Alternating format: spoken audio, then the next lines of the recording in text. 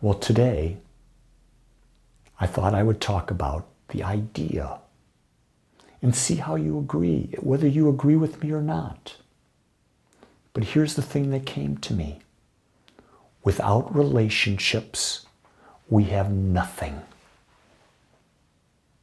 Now just start to think about that before I go on and I extrapolate on that idea.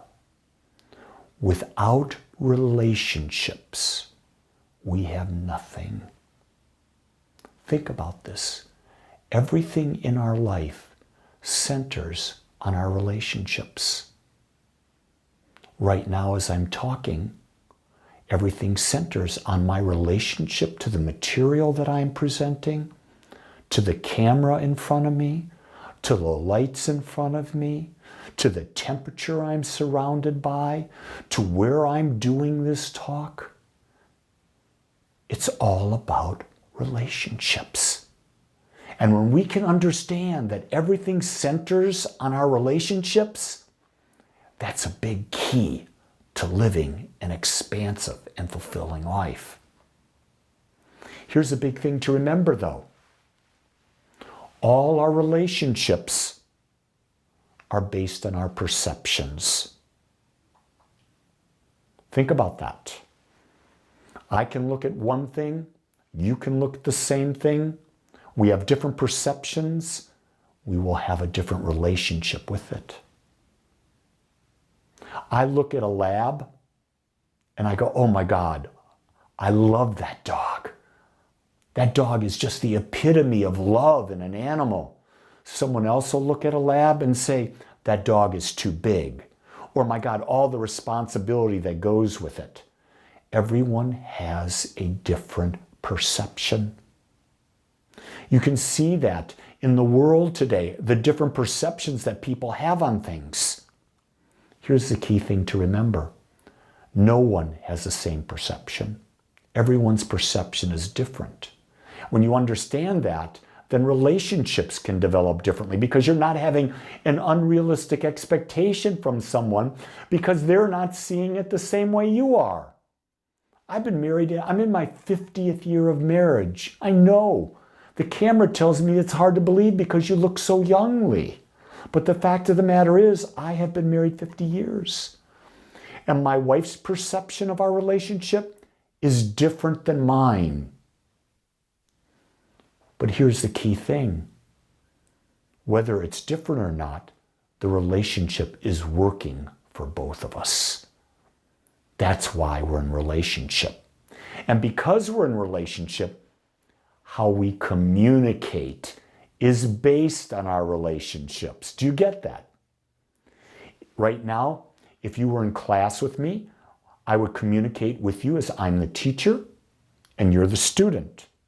That's a relationship. When I communicate with my granddaughter who was just visiting, she's 4.5. I communicated as her grandfather. She communicated as my granddaughter. My son was visiting. Same thing, father to son.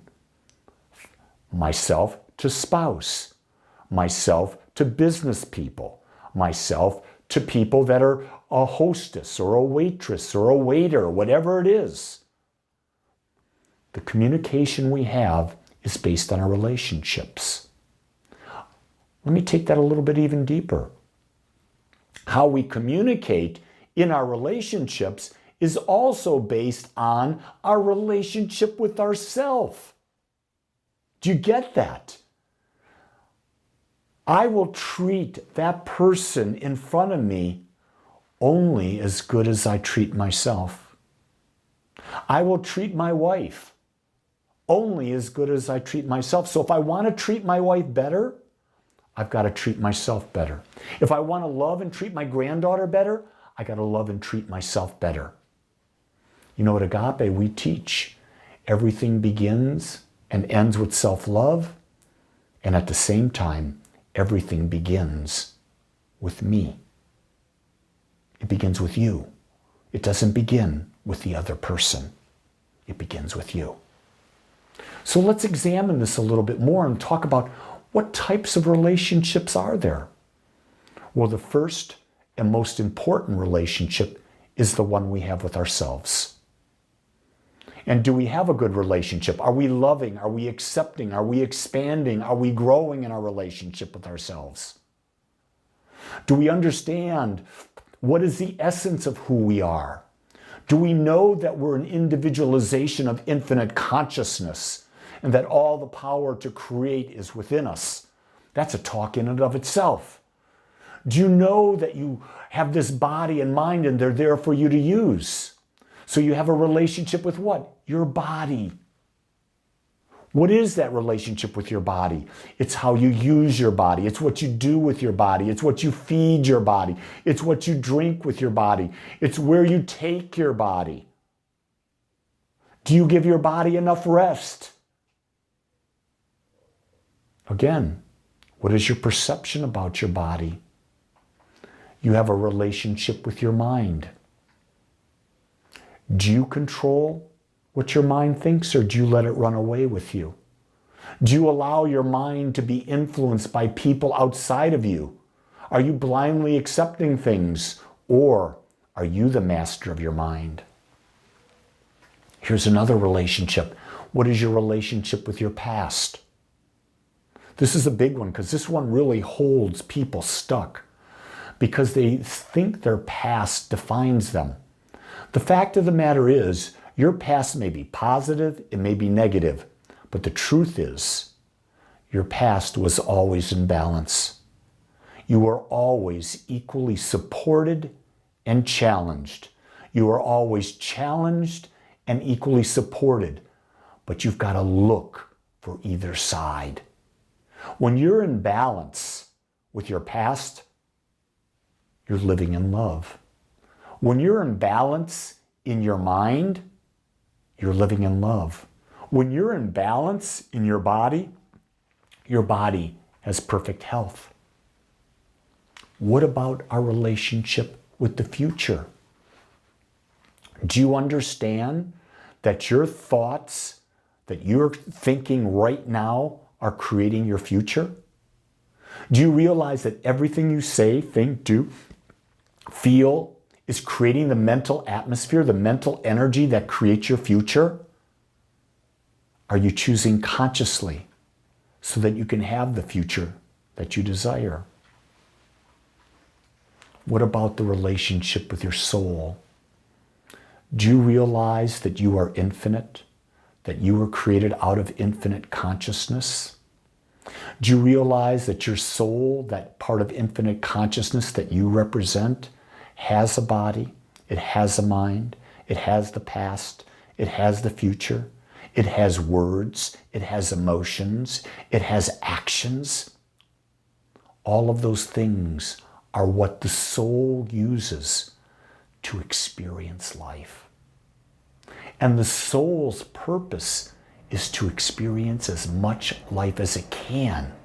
And it uses the body, uses the mind, it uses time and space to create that experience.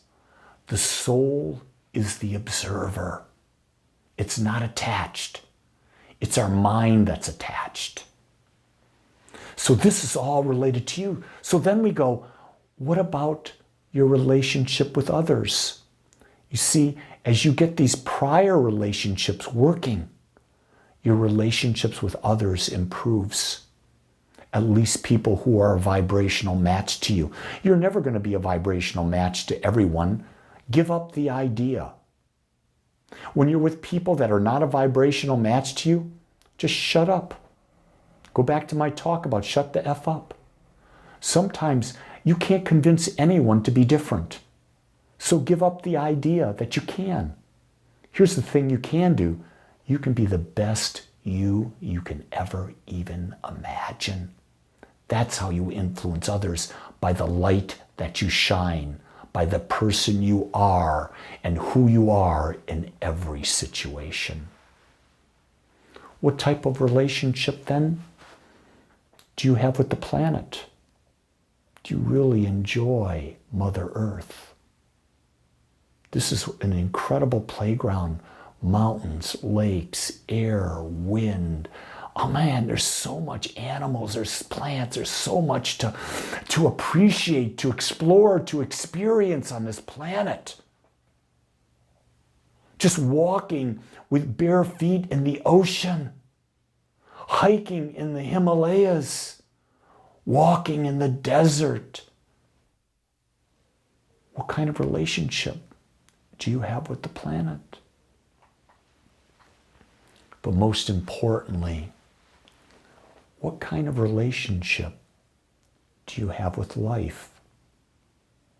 Do you realize that life is a playground for you to experiment, for you to create, for you to experience more and more and more, and that experience is unlimited?